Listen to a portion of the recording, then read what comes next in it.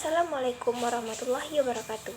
Perkenalkan, nama saya Rani Ferbizania dengan NIM 23002124. Kali ini saya akan menjelaskan tentang prinsip komunikasi dan berbagai hambatan yang terjadi dalam komunikasi yang berdampak pada miscommunication. Komunikasi memiliki beberapa prinsip. Yang pertama, komunikasi adalah proses yang dimaksud, yaitu proses simbolik atau penggunaan lambang-lambang atau simbol, yaitu sesuatu yang digunakan untuk menunjukkan atau merujuk kepada sesuatu. Seperti kita memasang bendera di rumah, berarti kita menyatakan bahwa adanya kemerdekaan Indonesia. Dan contoh lainnya yaitu siulan.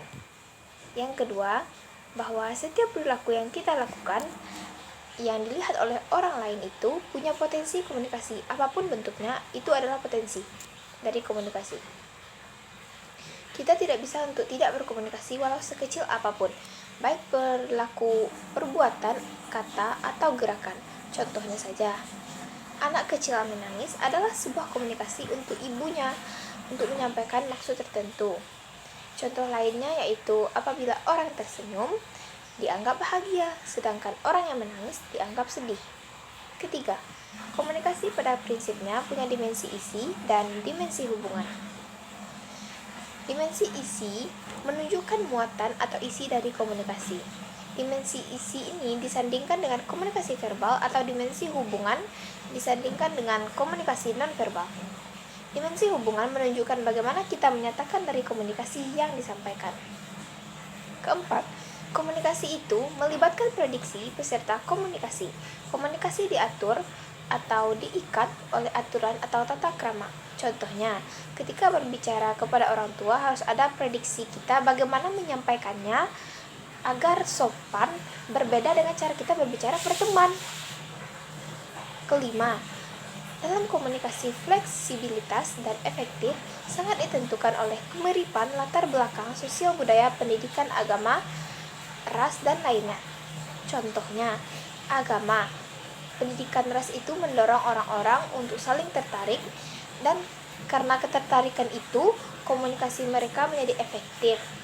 Contoh lainnya yaitu sesama mahasiswa berbincang dengan bahasa ilmiah agar mudah dimengerti oleh mahasiswa lainnya. Keenam, komunikasi bersifat non-sequential. Artinya, komunikasi manusia tatap muka itu dua arah, tidak bisa satu arah saja. Jika satu arah saja, maka komunikasi itu tidak akan berlangsung. Selanjutnya, hambatan dalam komunikasi. Yang pertama, sumber hambatan pertama yaitu emosional, sosial, atau kultural. Jika kita berkomunikasi dengan adanya emosional yang lebih atau gimana, komunikasi kita itu tidak akan berhasil. Yang kedua, sadar atau tidaknya hambatan ketika memberikan penilaian dan menghakimi pembicara. Ketiga, ketika gagal dalam menangkap maksud konotatif sebuah pesan yang ditampilkan komunikator. Keempat, terjadi kesalahpahaman atau distori pesan karena tidak adanya kepercayaan. Yang kelima, pengaruh perbedaan status. Contohnya, perbedaan status sosial antara kaum yang kelas atas dengan kelas bawah. Selanjutnya yang keenam, perbedaan budaya dicontohkan setiap daerah itu seperti di Sumatera memiliki budaya berbeda-beda. Hal itu sangat berdampak dengan komunikasi yang akan terjadi. Jadi, selanjutnya yang perlu diperhatikan agar komunikasi kita menjadi efektif atau berhasil. Yang pertama, komunikasi itu harus dua arah.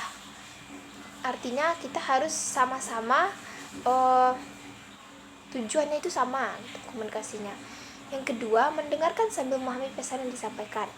Ketiga, persepsi yang selektif dalam mendengarkan dan menanggapi sesuatu. Keempat, memahami sudut pandang orang lain. Sekianlah dari saya. Assalamualaikum warahmatullahi wabarakatuh.